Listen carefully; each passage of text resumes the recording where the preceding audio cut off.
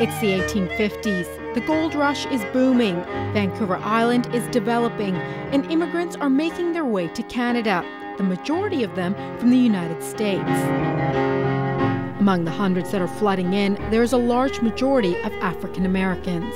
Well, Mifflin Gibbs was one of the early pioneers who came to British Columbia in 1858. Mifflin Gibbs is just one of the hundreds that made the journey, but he became one of the most prominent black pioneers here in Victoria. He had what I would consider sort of a Republican attitude that anyone who works hard and is careful can make it in the United States. He was born a free black in Philadelphia. Slavery had been abolished, but blacks still had little rights, and the laws around slavery in some states were still loose. Gibbs moved out west for more opportunities. He decided to try his hand at carpentry, which didn't go so well, so he decided to open a store.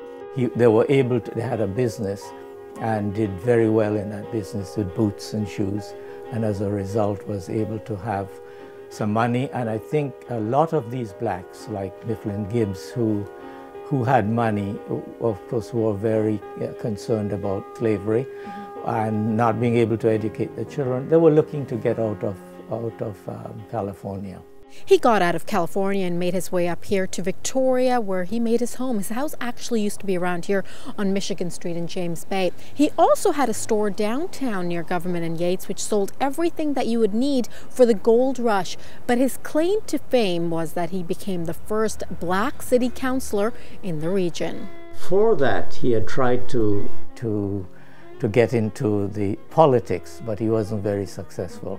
But by 1876, I guess Victoria had accepted enough of the black population, and maybe we can assume that they all voted for him.